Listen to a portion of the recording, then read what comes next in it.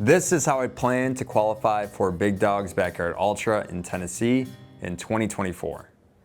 So last year I did my first ever Backyard Ultra in Maine at the Last Man Standing race, and at that point I really fell in love with the format of this race. And how this race works is it's going to be a loop, and it's 4.2 miles. They have them all over the country and even in other countries as well. And with that 4.2 mile loop, you have an hour to complete that lap. However long it takes you to complete that lap, the rest of the hour you have to rest. So let's say, for example, it takes you 45 minutes to complete the lap. You have 15 minutes to rest, but you have to be back on the starting line before the top of the next hour. And this continues on either until you don't make a time, until you quit, or until you're the last person remaining. Now, last year when I did this race, I came in 19th place. That was my first time doing it. And this year I signed up for another one just to try to get more confidence in this format. I did one in Michigan that was mostly flat, and I ended up going 126 miles and winning that race. Now, this put me in a good position to get more confidence with this format. And I'm now gonna do another one of these races coming up in August, on August 3rd. And this one's gonna be in Ohio. And if I win this one, I make it to Big Dog's Backyard Ultra in Tennessee. Now, the thing with this race, what makes it so special, is it is a silver ticket race, and it is the last of 7 silver ticket races for 2024. And what that means is if I win this race, I immediately get a bid to Big Dog's Backyard Ultra in Tennessee. So by winning it, I'm immediately in, and I make the US team for this race. Now, there are only 15 spots for this team, and how you get on a team is either winning one of these silver ticket races, which again, there are 7 of them, so 7 people take up the spots that way, and then the remaining spots are from the distance that you get in a Backyard Ultra. So you could get it in a different race, but you have to hit a certain distance, which now is way more than probably what it would take for me to win this race. And looking at this race, I always go to Ultra Sign Up, which you can do online. That's how you register. And for this one, the most miles is right around 180, which would be just before 2 days. I found that usually the races end up being somewhat around there, but it only takes one person to take it further. So I'm that last person left, or as far as I can possibly go, to try to qualify for Big Dog's Backyard Ultra in Tennessee. Going into this race, again, I gained a lot of background experience from my last one that I did. I'm gonna carry over some of those same practices that I did for that. For this one, I feel like my stomach has really gotten prepared for being able to take on these miles, being able to take on foods for that amount of time, because you do have to eat every single hour. And like I've mentioned in previous videos, some of my go-to are just basic carb sources like Morton bars. I do a lot of bananas, apples, bagels are some of my go-tos, but I like to keep it pretty simple, and I found that that has worked for me. The thing that's gonna make this race a little bit different is it will have a little bit more elevation than my last one. So just more hills throughout, which will make it a little bit more challenging. So I did my last Backyard Ultra in May, and again, this next race is in August. So I took 2 weeks off from running after my race, and I do that after every ultra marathon that's 100 miles plus, just to give my body some time to recover. Because even if my legs feel okay, my nervous system may not be, so I may still be feeling just taxed, extra fatigued. And I found that 2 weeks has really helped me just be able to get my body back to normal. And then I started off with keep my miles pretty low and just slowly have increased them. We are now about to be heading back into some 100-mile weeks before this next ultra marathon. This year, something that's been a game changer for me is getting a coach with a lot of experience in the Backyard Ultra. So this year I've started working with a different coach, and he has really helped me get prepared for these races. It's been nice not to have to think about anything. Just everything's programmed out for me, and all I have to do is just be compliant and knock out the runs during the week.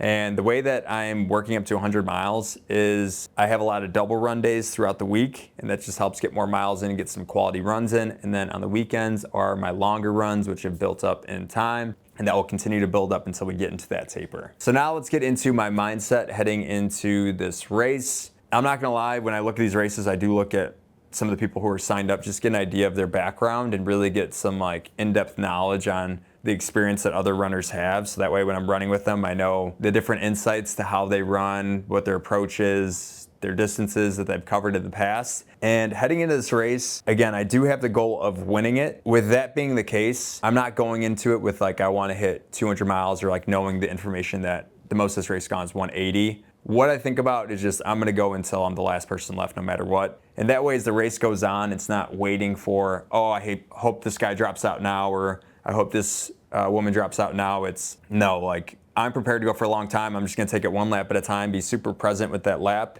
and not focus about anything else, not focus about the future, just be very content with how the race is going and just keep going until I'm told that I don't have to go anymore. And I feel like by having that endpoint in your brain, your body's already starting to feel it as you get to that, and you're like, oh, I should be done by now, or this is my expectation of when I'm gonna be done, as opposed to being like, you know what, I'm gonna take this until I physically am not able to anymore, which is usually way further than people expect.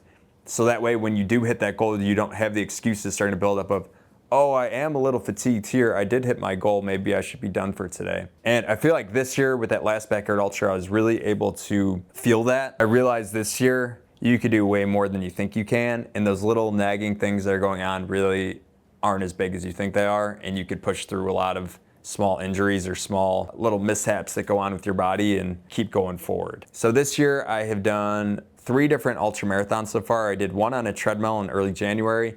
I did 100 miles on a manual treadmill. I then did a 200 miler in April, and it was really cold. It was super hilly, the most hilly course I've ever gone on. And it rained a ton, it thunderstormed, it was muddy. So I got to experience that. And then this last one was more on the other end of the spectrum, where it ended up being warm, mid 80s during the race. Like it was around like 83 to 85. I feel like my experience this year from the races I've done and from last year have really prepared me for anything that could be thrown at me. But regardless of what happens, the main thing I really want to focus on is just controlling the controllables. And that is making sure I'm hydrating every hour, staying locked in on that, taking enough fuel each hour, make sure I'm changing my socks, changing my clothes as needed, putting Vaseline on to avoid chafing, and really make sure those things are locked in. Things, if I focus on every hour, are gonna prepare me to go for a long time, regardless of what the other circumstances are. So for the rest of the year, I have more races just besides this Backyard Ultra. So if I do win this Backyard Ultra, then I'd be the one in Tennessee, which is on October 19th. I'm also doing the Chicago Marathon, which is gonna be the week before. And then I'm also doing a 100 miler later this year. Now, when I have a lot of races coming up, that's gonna be my approach here. My main focus is all on this race here. And then once it's done, I'll start to figure out what my game plan is for that Chicago Marathon or for Tennessee if I make it into that race. So my approach is just taking it one race at a time, and this is the next one on the calendar. So just focusing on everything I need to do to make sure I'm prepared for it. So this year I've definitely noticed that there's been a lot more popularity with the Backyard Ultra. And I would say one of the first pieces of advice I would give is to try to get a coach if you can with the experience in the Backyard Ultra.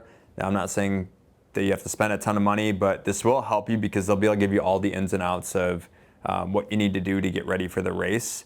Now, another piece of advice I would give you, this one I definitely was really bad at the first time I did one, was you want to rest when you're not running. The first time I stayed on my feet because I thought if I sat down I'd lock up, but you really need to take that rest to just help you recover and just help you to be able to go longer. You're only going to shoot yourself in the foot if you stay on your feet or just exert too much energy during your breaks. So when you're not running, you really do need to be resting. Third piece of advice is make sure you're fueling every hour. Find what works for you. Make sure you're getting enough sodium. Stay on top of that every hour. I have seen with other runners who kind of take more of a lackadaisical approach where they kind of eat when they feel like it or have a plan and make sure you follow that plan to a T. There may be foods you need to switch out, but make sure your calories are in check every hour. Make sure your sodium's in check every hour, and just staying on top of that.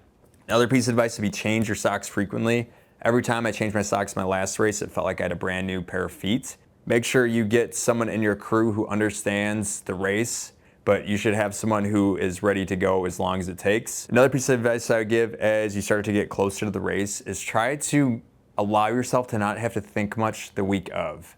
I made this mistake my first one. I got a little bit better for the last one. You could exert a lot less energy if you're prepared. You have everything packed up. You just toss it in the car, and then all you have to think about is the race for the days leading up to it instead of having to think about, oh, I didn't buy this. Oh, I got to figure out how I'm going to buy this and ship it in time, or little things that you need to make sure you're ready for the day of the race.